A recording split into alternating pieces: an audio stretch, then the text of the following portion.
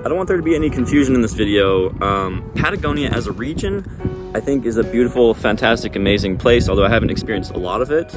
But the natural beauty here should be amazing, and it'd be great for hikers and trekkers and serious outdoors people. But what I'm focusing on this video is basically Bariloche as a city. Today is cloudy, and there's actually a chance of snow, so I hope it does.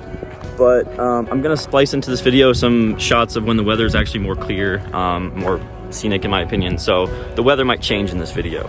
There's a lot of cities in this region that caught my eye, but I decided to start with Bariloche because it's the most famous one, most popular. So I figured I'd start here and then see how my experience went and maybe try some of the other cities in this part of the world. But as I'm about to tell you, I'm very disappointed in Bariloche, and so I don't think I'm gonna really check out those other cities, at least not yet. But let me tell you why I'm not really impressed with it here. Bariloche is located alongside this massive lake, so you'd think that the city might want to have a nice waterfront where people can enjoy the lake. But in my opinion, the lakeside here is kind of pathetic. So some of the lakeside is basically privatized, like you have a couple hotels, some things that are under construction that don't look like they're going to be very impressive in the future, and there's like literally one restaurant along the waterfront. So you're thinking, okay, so it's all privatized. Well, not all of it. Some of it is public.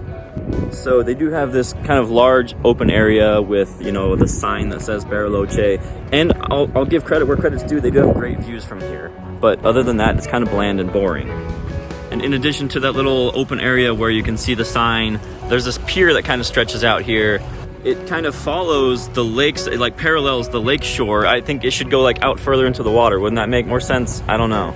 In addition to that area that was big and open with the pier, there's kind of this, it's kind of like a park, like a lakeside walkway here, but it's small and it's kind of poorly maintained. Now, it's not awful, it's not bad, but it's really just not that great either. And it is very small. I think if they were to stretch it out longer along further parts of the city, it'd be better. But there is, however, one thing about this waterfront that's actually quite nice. Of all things, it's actually the skate park. They have a very big and nice skate park here. I don't know why they decided to invest so much in that. Now, I appreciate it as someone who used to skate. I think it's cool, but like, why put so much effort into that and nothing else? So I was thinking, if the waterfront here is not very impressive, maybe the city was justifying that by saying that since the city is kind of on a slope or an incline, you have a lot of good views from the apartments and from the hotels. So like me, I have a great view from my hotel, so I don't feel like I need to come to the waterfront for the view, but still, I feel like the city should have done something better here. So I'll try to stay as positive as I can when I can. Another thing I like about the city is that it is very walkable. I don't feel like I need to take a taxi anywhere within the city, right? Or public transportation. I feel safe enough walking everywhere, although I have, you know, people say like you gotta be careful what neighborhood you're in. Like I was inside of a restaurant and allegedly somebody got their cell phone stolen from right outside of it while I was there. But that just seems to be normal in Latin America. Like phone theft is very, very common everywhere. So every city has problems, I guess. Now let's talk about the atmosphere of the city, because it is a tourist city. That always brings a unique dynamic to it, right? It can get expensive and crowded here, depending on the season. And now those terms, expensive and crowded, are very relative. Depends what city you're from. Some cities are a lot worse. Really, it's not that bad here, but it's worse than what I prefer. On my first day here, I got lucky and I found an anime convention. I said, oh cool, I'm gonna meet so many interesting people here. But the longer I've been here, now I feel like it's actually, I'm not so optimistic anymore. I feel like short term you can meet other tourists and other travelers, but long term it's harder for locals to have any interest in you because they just see you as a tourist no matter how long you're here for. So as someone who's considering it for long-term stays, I'm kind of disappointed because I feel like I couldn't really get into the community here. One more thing I want to talk about that's important to me is the food.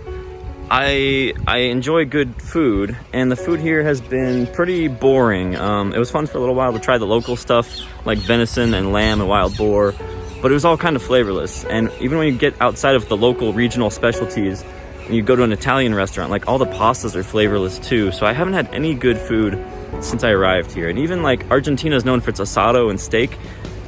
A great steak in Mendoza, but here I've had the steaks and they're also just terrible. So all the food here is bad. To be completely fair, I've been to some restaurants that are okay. I haven't been to any restaurants that are good, just acceptable. Now I'm trying to focus on the city itself, but there are two mountains that are like just outside of the city, like very, very close.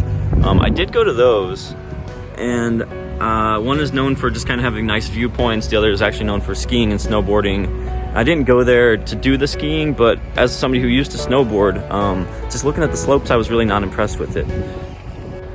So I think if you're coming to Bariloche, to Patagonia to do these outdoor activities, you have to go considerably farther than the city itself and what's in the close proximity. You have to get like quite a ways further out if you want the really, really good stuff.